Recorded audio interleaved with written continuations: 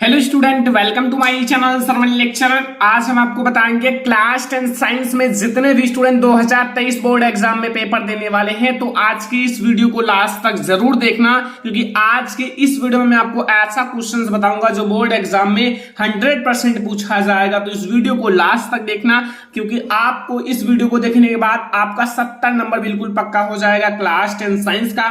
अगर आपका भी टारगेट है 95% लाने का तो इस वीडियो को लास्ट तक देखना, क्योंकि मैं आप लोगों को बहुविकल्पीय प्रश्न और आप लोगों के यहां देख सकते हो अति लघु उत्तरीय प्रश्न, बहुत सारे क्वेश्चंस हैं, ठीक है। अति लघु उत्तरीय प्रश्न और लघु उत्तरीय प्रश्न, दीर्घ उत्तरीय प्रश्न, सारी चीजों को देखने वाले हैं। तो इस वीडियो को लाइक कर देना, अगर चैनल पर नए हो तो सब्सक्राइब जरूर कर लेना, ठीक है। सबसे पहला प्रश्न हम लोग सबसे पहले बहुविकल्पीय प्रश्नों को देखेंगे और वो क्वेश्चंस देखेंगे जो बोर्ड एग्जाम के लिए सबसे ज्यादा इंपॉर्टेंट है, ठीक है। जैसा कि पहला प्रश्न देख सकते हो, वेरी इंपॉर्टेंट है बोर्ड एग्जाम के लिए, ठीक है। लिखा हुआ लौह चूर्ण पर तनु हाइड्रोक्लोरिक अम्ल डालने से क्या होता है। जैसे जो हमारा लोहे का चूर्ण है, अगर उस पे हम अम्ल यानी कि तनु हाइड्रोक्लोरिक अम्ल डालने से क्या होता है, सही उत्तर लिखिए। तो आपके पास ऑप्शन नंबर ए है, यानी कि हाइड्रोजन गैस एवं आयरन क्लोराइड बनता है। बी हमारे पास है क्लोरीन गैस एवं आयरन हाइड्रोक्साइड बनता है। सी हमारे पास है कोई अभिक्रिया नहीं होती है। एंड डी ऑप्शन है आयरन लवण एवं जल बनता है।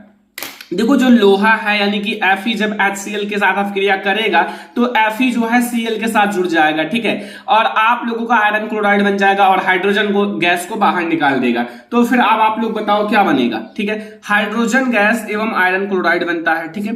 समझ में आ गया, कोई दिक्कत नहीं है ये क्वेश्चन में, ठीक है। तो ये हमारा ऑप्शन नंबर ए बिल्कुल सही है, ठीक है। अब दूसरा नंबर क्वेश्चन पे आते हैं। दूसरा नंबर क्वेश्चन पे आप लोग फोकस करो। लिखा हुआ है अम्लीय विलयन का पीएच मान कितना होता है, यानी कि जो हमारा अम्लीय विलयन होता है उसका पीएच मान है। तो अम्लीय विलयन का पीएच मान ऑप्शन नंबर ए हमारे पास है 0, ऑप्शन नंबर बी है 7, ऑप्शन नंबर सी है 7 से कम, ऑप्शन नंबर डी है 7 से अधिक, ठीक है। तो अम्लीय विलयन जो कि आप लोगों ने एक पीएच स्केल पढ़ा होगा, ठीक है। अगर नहीं पढ़ा है तो थोड़ी सी मैं आप लोगों को जानकारी यहां समझा देता हूं। देखो 0 से 14 तक होता है, कितना, 14 तक। बीच में हमारा 7 होता है, तो 0 से 7 तक का जो हमारा विलयन होगा वो अम्लीय होगा और 7 से 14 तक का जो होगा वो क्षारीय होगा, ठीक है। और जो खुद 7 होगा वो उदासीन होगा, इसका कोई स्वाद नहीं होता। एग्जाम्पल के लिए आप वाटर ले सकते हो, पानी, ठीक है, पानी का कोई स्वाद नहीं होता, तो वो हमारा होता है। तो अब आप लोग बता दो आसानी से कि हमारा जो अम्लीय विलयन का पीएच मान होता है वो कितना होता है, 7 से कम, ठीक है। अब आपको कोई कंफ्यूजन नहीं होगा, बहुत आसान लग रहा होगा, क्योंकि अगर आप समझकर टिक लगाओगे तब अच्छा रहेगा। वैसे अगर मैं बता दूं 7 से कम बोर्ड एग्जाम आएगा, भूल जाओगे, और इस तरह से समझ गए तो अगर आपसे क्षारीय विलयन का पूछ लेगा तो 7 से अधिक बता दोगे, ठीक है। ऐसे आप समझ गए। क्वेश्चन नंबर 3 है कि निम्नलिखित में से कौन सी धातु जल के साथ सामान्य ताप पर ही अभिक्रिया कर लेती है, अर्थात हाइड्रोजन गैस निकालती है, ठीक है। ऑप्शन नंबर ए हमारे पास है कॉपर, बी है आयरन एवं लोहा, सी है मैग्नीशियम एवं जस्ता, एंड डी हमारे पास है सोडियम कॉमा या फिर स्लेश कैल्शियम, ठीक है। तो निम्नलिखित में से कौन सी धातु जो जल के साथ सामान्य ताप पर अभिक्रिया कर लेती है। तो यहां जो हमारा जल के साथ सामान्य ताप पर अभिक्रिया करेगी वो हमारा है NaNCA, यानी कि सोडियम एवं कैल्शियम, ठीक है। ये आपको समझ में आ गया। तो ये हमारा है क्वेश्चन नंबर 3। जितना क्वेश्चन बता रहा हूं याद करके जाना, यहां से बोर्ड एग्जाम में बहुत सारे क्वेश्चन आएंगे, ठीक है। अब हमारा आता है अगला क्वेश्चन, यानी कि क्वेश्चन नंबर 4, ठीक है। ध्यान से देखो क्वेश्चन नंबर 4 में क्या पूछ रहा है कि जो हमारा एसिटिक अम्ल होता है, एसिटिक अम्ल का IUPAC नेम क्या होता है। जो एसिटिक अम्ल है उसका IUPAC नाम बताना है, ठीक है। तो ऑप्शन नंबर ए हमारे पास है एसिटिक अम्ल, ठीक है, एंड बी हमारे पास है एथेनोइक अम्ल, सी हमारे पास है मेथेनोइक अम्ल, एंड डी हमारे पास है प्रोपेनोइक अम्ल। तो एसिटिक अम्ल का जो IUPAC नेम होगा उसमें आपके 2 कार्बन होते हैं और 2 कार्बन को हम लोग एथ कहते हैं। अब हमारा जो मतलब इसमें ओइक जोड़ा जाता है, यानी कि एथेनोइक अम्ल हमारा राइट हो जाएगा, ठीक है। समझ में आ गया ये भी क्वेश्चन। अगला हमारा क्वेश्चन नंबर 5। क्वेश्चन नंबर 5 में आपसे पूछ रहा है कि स्वापोषी पोषण के लिए आवश्यक है, जो हमारे स्वापोषी पोषण होते हैं, जो स्वयं अपना भोजन बनाते हैं, उनके लिए क्या क्या चीजें आवश्यक है, ठीक है। ऑप्शन नंबर ए हमारे पास है कार्बन डाइऑक्साइड यानी कि CO2 तथा जल H2O, एंड बी हमारे पास है क्लोरोफिल, सी है सूर्य का प्रकाश, एंड डी हमारे पास है उपयुक्त सभी। देखो अगर स्वापोषी पोषण है तो उसको कार्बन डाइऑक्साइड की आवश्यकता होगी, जल की भी आवश्यकता होगी, लेकिन सूर्य के प्रकाश की भी आवश्यकता पड़ती है, ठीक है, एंड क्लोरोफिल की भी आवश्यकता होगी। तो फिर हमारा उपयोग सभी सही हो जाएगा ना, क्योंकि यहां सभी चीजों की आवश्यकता पड़ेगी, क्योंकि स्वापोषी पोषण है, ठीक है। तो ये आप लोगों को सारा क्वेश्चन समझ में आ रहा है ना। तो अब हम लोग देखेंगे अगला क्वेश्चन जो बोर्ड एग्जाम के लिए बहुत ज्यादा इंपॉर्टेंट है। देखो आप लोगों को मैंने पढ़ाया था नर एवं मादा जनन तंत्र, तो उसी से रिलेटेड ये क्वेश्चन है।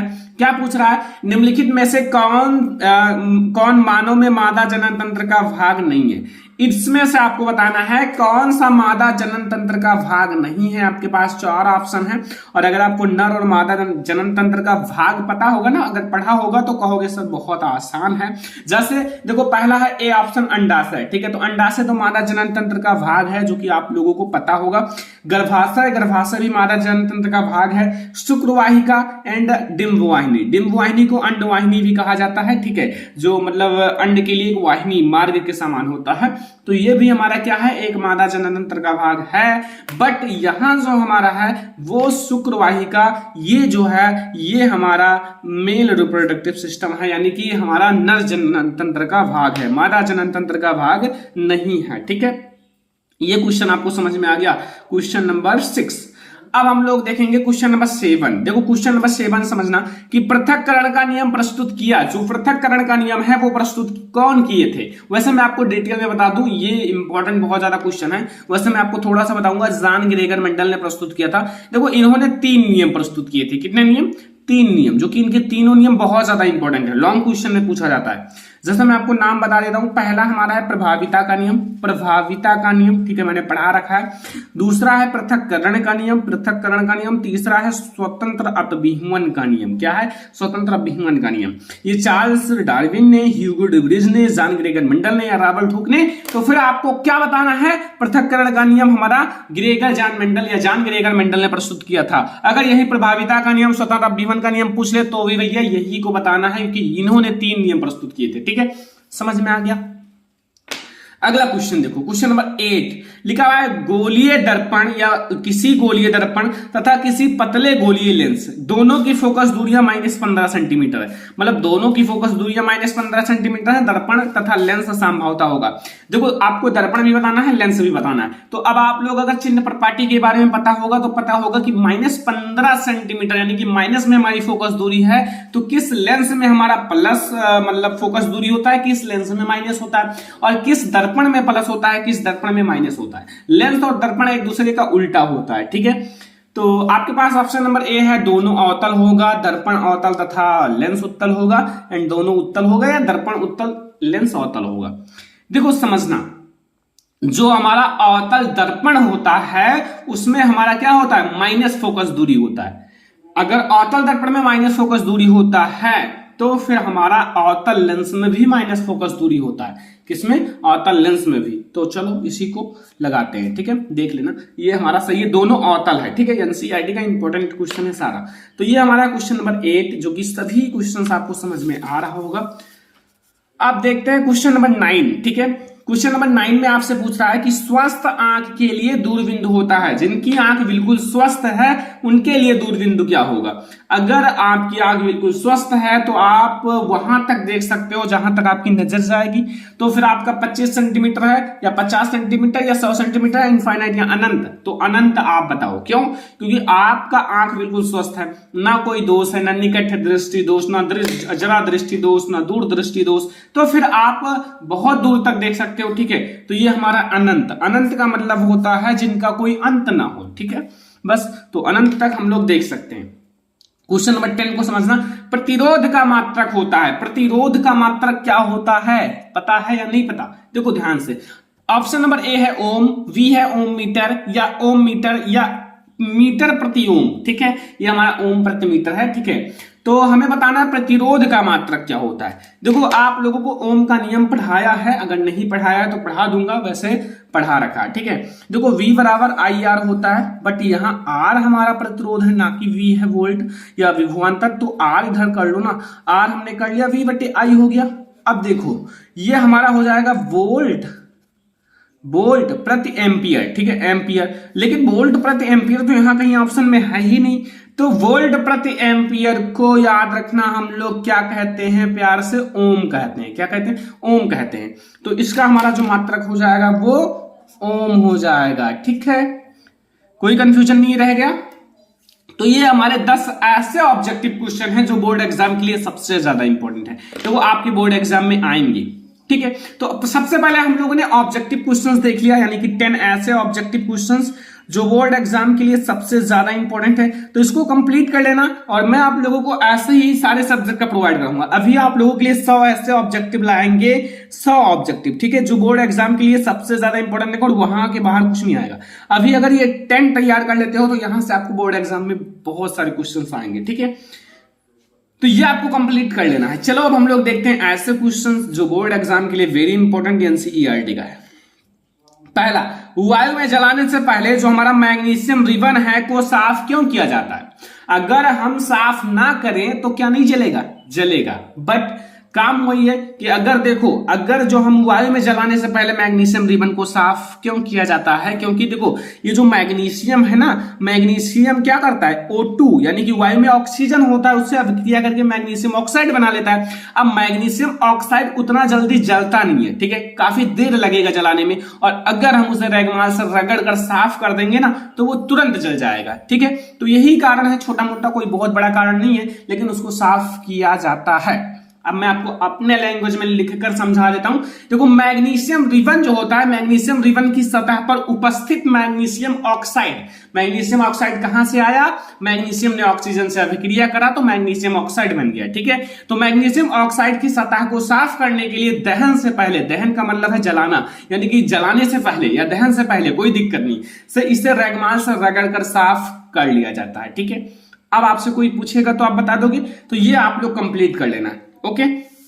देखो क्वेश्चन नंबर 2 आप लोग समझना। क्वेश्चन नंबर 2 में कुछ नहीं है, एक छोटा सा क्वेश्चन है, लेकिन हाँ आप लोगों को समझना जरूरी है। जैसे जो हमारा आश्रित जल होता है, आश्रित जल विद्युत का चालन क्यों नहीं करता? या फिर आश्रित जल का चालक, जो हमारा आश्रित जल विद्युत का चालक क्यों नहीं होता, जबकि वर्षा का जल होता है? वर्षा का जल में विद्युत का चालन होता है, लेकिन आश्रित जल में क्यों नहीं होता है? देखो आश्रित जल जो होता है विद्युत का चालक नहीं होता या चालन नहीं होता, जबकि वर्षा का जल में होता है, क्योंकि आश्रित जल में H+ आयन अलग नहीं होते।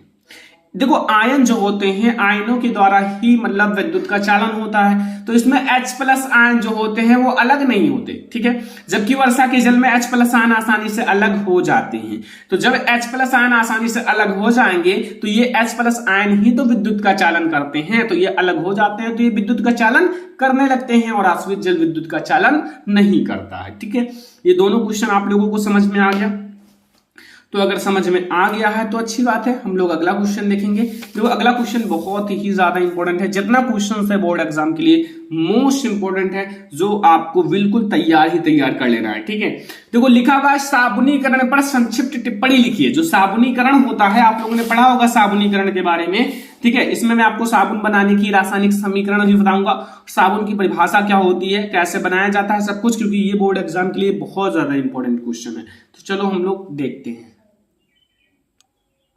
तो सबसे पहले हम लोग समझेंगे साबुन की परिभाषा के बारे में, फिर हम लोग समझेंगे कैसे बनाया जाता है। तो साबुन की परिभाषा समझो, उच्च अणुभार वाले, यानी कि जिनका जो अणुभार हो वो उच्च हो, ठीक है। तो उच्च अणुभार वाले मोनोकार्बोक्सिलिक, जो मोनोकार्बोक्सिलिक अम्ल है, ठीक है, अम्ल, तो मोनोकार्बोक्सिलिक अम्लों के जो सोडियम, जैसे ये अम्ल है तो ये सोडियम तथा पोटेशियम का लवण जो होगा वही साबुन कहलाता है। आपको 2 लाइन में समझना है कि उच्च अणुभार वाले मोनोकार्बोक्सिलिक अम्लों के सोडियम तथा पोटेशियम लवण ही साबुन कहलाता है, ठीक है। और कैसे बनता है ये तेल, जो आपका ये तेलों और वसाओं के तनु NaOH या सोडियम हाइड्रोक्साइड या पोटेशियम हाइड्रोक्साइड के द्वारा जल अपघटन से प्राप्त होता है। मतलब अगर आप इसका मतलब तेलों या फिर वसाओं, जो वसा होता है, ठीक है, वसाओं का आप NaOH के साथ जल अपघटन कराओगे, अगर NaOH के साथ नहीं कराना तो KOH के साथ करा दो, ठीक है, किसी के द्वारा भी कराओ, तो फिर इसका जल अपघटन होगा तो हमें साबुन मिलेगा, तो साबुन प्राप्त होता है।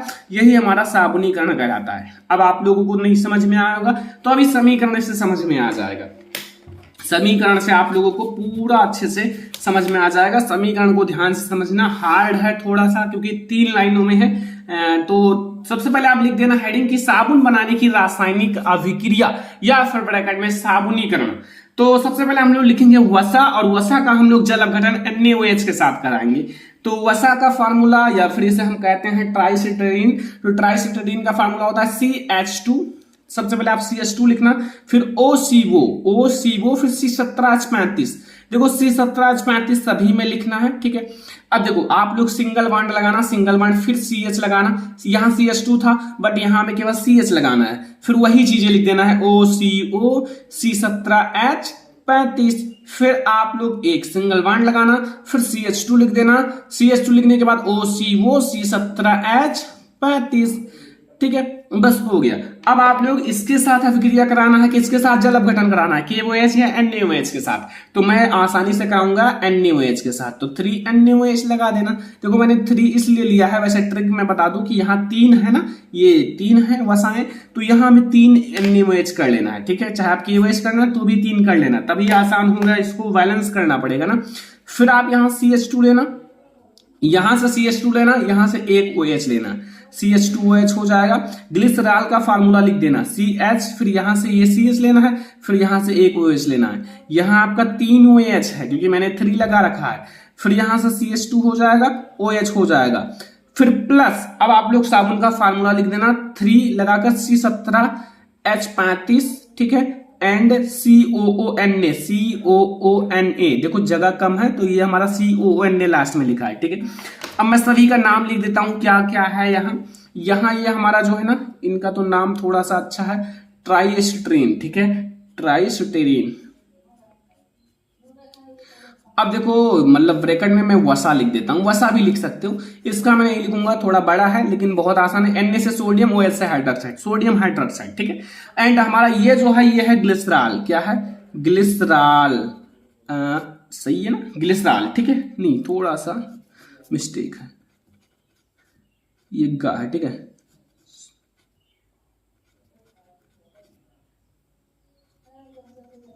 ग्लिसरॉल, ठीक है। तो ये हमारा हो गया ग्लिसरॉल। अगला हमारा ये है साबुन, जिसे हम कहते हैं Na से सोडियम, पीछे Na से सोडियम, और C17H35 COO, ये हमारा है एसिटिरेन, ठीक है, एसिटरेट। तो वैसे आप साबुन लिख दो यार, बस साबुन, ठीक है। तो ये हमने साबुन बना रखा, साबुन तो बन गया। अब ग्लिसरॉल का फार्मूला याद रखना, कहीं कहीं पूछ लेता है, ठीक है। CH2OH, फिर सिंगल बॉन्ड CHOH, फिर सिंगल बॉन्ड CH2OH, ठीक है, ये आप याद रखना। तो ये हमारा हो गया साबुन बनाने की या फिर साबुनीकरण। अभी हमारी ऐसे ऐसे क्वेश्चंस हैं जो बहुत ज्यादा इंपॉर्टेंट है। देखो ये जो क्वेश्चन आप देख रहे हो ये बोर्ड एग्जाम के लिए इंपॉर्टेंट है, ठीक है, छोटा सा क्वेश्चन है बट इंपॉर्टेंट है। लिखा हुआ है जाइलम तथा फ्लोएम में क्या अंतर है, या फिर जाइलम तथा फ्लोएम क्या करते हैं, ठीक है, पादप में होते हैं, पादप ऊतक हैं, बट ये करते क्या है। देखो जाइलम जो होता है, जा से जाइलम होता है और जा से जल यानी कि जल का, और एप से फ्लोएम होता है, एप से फूड यानी कि भोजन का वहन करते हैं।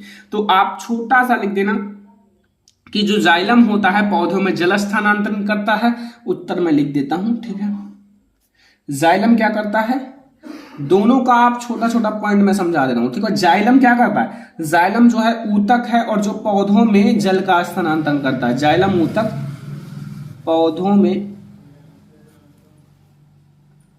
पौधों में किसका, जल का स्थानांतरण करता है, जल स्थानांतरित करता है, ठीक है। तो जाइलम क्या करता है, जल का स्थानांतरण करता है, ठीक है। एंड हमारा फ्लोएम जो है वो क्या करता है, तो फ्लोएम जो होता है वो मतलब भोजन का, जबकि पौधों में स्थानांतरण फ्लोएम क्या करता है, जबकि जो पौधे होते हैं पौधों में भोजन का स्थानांतरण, भोजन का स्थानांतरण कौन करता है, फ्लोएम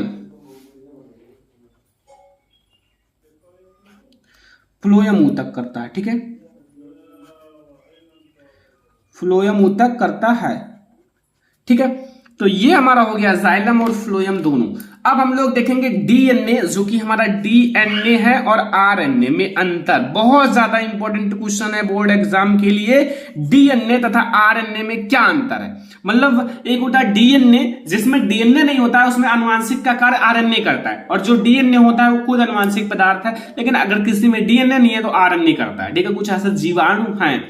जैसे हम लोग पहले देखेंगे डीएनए और आरएनए। डीएनए में पहला समझो, यह मुख्य रूप से गुणसूत्रों में पाया जाता है। कहां पाया जाता है? गुणसूत्रों में पाया जाता है। और इसके जो हमारे मतलब इसके अतिरिक्त यह अल्प मात्रा में हरित लवक व माइटोकॉन्ड्रिया में पाया जाता है। मतलब हरित लवक और माइटोकॉन्ड्रिया में पाया जाता है। इसमें पहला पॉइंट, यह मुख्य रूप से कोशिका द्रव्य व अल्प मात्रा में केंद्रक में पाया जाता है। मतलब मुख्य रूप से हमारा कोशिका द्रव्य में पाया जाता है, लेकिन अल्प मात्रा में हमारा केंद्रक में भी पाया जाता है। दूसरा पॉइंट, इसका एक अणु द्विश्रृंखला युक्त होता है, जिसमें न्यूक्लियोटाइड्स अणु लगे होते हैं। मतलब ये द्विश्रृंखला युक्त होता है। सभी को पता होगा डीएनए कैसा होता है ये, ठीक है। लेकिन ये होता है, इसका एक अणु श्रृंखला युक्त होता है और इसमें अनेक न्यूक्लियोटाइड्स लगे होते हैं। ये एक ही मतलब एक ही समान होता है, एक ही न्यूक्लियोटाइड्स होते हैं, ठीक है। और अगला, इसके नाइट्रोजनी क्षारक जो हैं वो एडेनिन है, गुआनिन है, साइटोसिन है, थाइमिन है। लेकिन इसमें थोड़ा सा चेंज है। इसके नाइट्रोजनी क्षारक एडेनिन, गुआनिन, साइटोसिन, यूरेसिल, यानी कि थाइमिन के स्थान पर यूरेसिल है। बस एक ही पॉइंट चेंज है, ठीक है, एक पॉइंट। अगला देखो, इसमें शर्करा डीऑक्सीराइबोज पाई जाती है। इसमें डीऑक्सीराइबोज, क्योंकि डीएनए होता है, डी से डीऑक्सीराइबोज शर्करा, और इसमें केवल राइबोज शर्करा, क्योंकि आरएनए है तो राइबोज शर्करा पाई जाती है। अगला, यह एक आनुवांशिक पदार्थ है जो कोशिका की क्रियाओं का नियंत्रण करता है। ये जो है डीएनए जो है एक आनुवांशिक पदार्थ है, सभी को पता है, और ये कोशिका के मतलब कोशिका के क्रियाओं का नियंत्रण करता है। यह यदाकदा आनुवांशिक पदार्थ है तथा प्रोटीन संश्लेषण में दूध का कार्य करता है। आरएनए जो होता है वो मतलब यदाकदा, जहां मतलब डीएनए नहीं होगा वहां आरएनए खुद मतलब कार्य करता है आनुवांशिक पदार्थ का, ठीक है। अगला क्वेश्चन हम लोग फिजिक्स से थोड़ा सा क्वेश्चन देखेंगे। लिखा हुआ है, नेत्र की समंजन क्षमता से आप क्या समझते हो? तो नेत्र की समंजन क्षमता का मतलब नेत्र की जो क्षमता है, जो ताकत है, जैसे नेत्र की वह क्षमता जिसके कारण वह अपनी फोकस दूरी को समायोजित करके, चाहे निकट की वस्तु हो या दूर की वस्तु को फोकसित कर लेता है, नेत्र की समंजन क्षमता कहलाता है। मतलब नेत्र की वह क्षमता जिसके कारण वह अपनी फोकस दूरी को समायोजित करके निकट तथा दूरस्थ वस्तुओं को फोकसित कर लेता है, नेत्र की समंजन क्षमता कहलाता है। 1 एम्पियर की परिभाषा समझ लो। 1 एम्पियर की परिभाषा, तो यदि किसी परिपथ में 1 सेकंड में 1 कूलाम आवेश प्रवाहित होता है तो उसे हम लोग 1 एम्पियर कहते हैं। आई बराबर हमारा होता है Q अपॉन T। देखो Q को हम लोग करेंगे 1 कूलाम, मतलब इसका मात्रक होता है ना कूलाम, तो 1 कूलाम, और सेकंड T यानी कि समय को करेंगे 1 सेकंड। तो 1 सेकंड में 1 सेकंड ले लेना नीचे वाला, 1 सेकंड में 1 कूलाम आवेश प्रवाहित हो, वही तो हमारा 1 एम्पियर कहलाता है, ठीक है। तो ये है हमारा साइंस के ऐसे इंपॉर्टेंट क्वेश्चंस जो बोर्ड एग्जाम के लिए मोस्ट इंपॉर्टेंट है। मैं आप लोगों के लिए लघु उत्तरीय प्रश्न का वीडियो अलग से लाऊंगा, दीर्घ उत्तरीय प्रश्न का वीडियो अलग से लाऊंगा। वैसे मैंने एक बार दीर्घ उत्तरीय प्रश्न बता रखा है, अगर फिर भी चाहिए तो आप लोगों को जरूर दिया जाएगा, ठीक है। तो ये है आज का हमारा सबसे इंपॉर्टेंट वीडियो। अगर आपको ये वीडियो पसंद आया, वीडियो को ज्यादा से ज्यादा लाइक करना, शेयर करना अपने फ्रेंड्स के साथ, चैनल पर नहीं हो तो सब्सक्राइब भी कर लेना। चलो फिर मिलते हैं नेक्स्ट इंपॉर्टेंट वीडियो में, तब तक के लिए धन्यवाद।